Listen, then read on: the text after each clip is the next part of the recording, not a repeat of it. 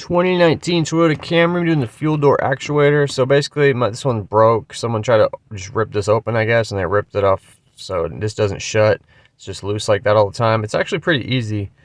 First thing you want to do is this little ring, this little plastic ring over here. You're going to twist this towards yourself, just towards the outside of the car, and this will unlock, and then you can remove this. And then we're going to pop the hood and go in the back. And then there's a little thing you have to remove right here so you can get this carpet down. I have this little tool right here to use. This tool came in handy this whole job, so I'm going to link it in the description. Parts, tools, everything will be linked in the description. So see this yellow thing? This is part of your actuator, and then this wire harness goes to it. You got to disconnect that little wire harness. You could do it now or later. It doesn't matter. I'm going to go ahead and do it now. Also, this should, so what you want to do is, you'll notice you can't really push it, or you shouldn't be able to. There are these little plastic tabs on the side of this that you need to compress. So you could kind of pull this forward a little bit and then use like a flathead or just whatever to get these little plastic tabs. Push them down, and then this will just go right out. Okay, so that'll go right out. Just squeeze those, push it through, it'll go right out the back. Once that's out the back, this part, this little white guide bracket, you could undo it to get this yellow handle part out right here, and then you can just kind of take this and gently take it out, and then you'll have easier time disconnecting the wire harness. So there's a button on there, you just squeeze and then you pull this thing backwards like that. Okay, cool, got that out. And then yeah, there's just a connector.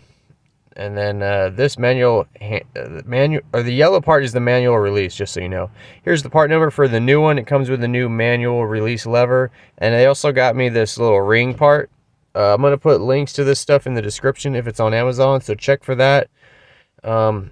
Yeah, so here it is. This and this. It's actually kind of easy. All we're gonna do is we're just gonna come over here and we're gonna try to line this up. You can connect it now or later. It doesn't matter. It's kind of easier when at the end to put the electrical connector in. So we'll go ahead and just push it through that hole right there. Now this comes with a new white guide bracket, so you can pop that old bracket off. Once again, this tool comes in handy here. You can just pop this guy out of here. And then actually when you put the new one on, when you push that bracket into place, it kind of helps you guide this thing to where it's supposed to be so it can go into the hole correctly. So we'll push this here. I kind of recommend connecting the electrical harness at the end, guys. I was going to do it first, but it's kind of easier if you just wait till the end. So we'll go ahead and get this guy back here, and then you'll push it through the hole up there. Once you push it through, those little plastic tabs will come and lock. If it's still not loose enough, then you're just not you're not there yet. You gotta like get more straight and push it out, and then those will come through the hole and expand and lock this in place. It's kind of like a fragile part. Just in general, it's a fragile thing. All right, and then this guy should just be right next to this hole. You push the white guide bracket into the hole, and that'll hold that there, and that's it. So then we'll put our electrical connector in. Put this guy in here. You can just reach back here and gently plug it in. Again, this part is like super fragile just in general, so try not to, you know, lose your patience and rage slam anything or rip anything off the car. All right, so once that's in, that's pretty much it. If you put this carpet up, it goes on the outside of this, and then put that clip back in right here. Now this should just kind of easily just open and shut. This fuel door was kind of bent as well. I think someone tried to break into it, and you could manually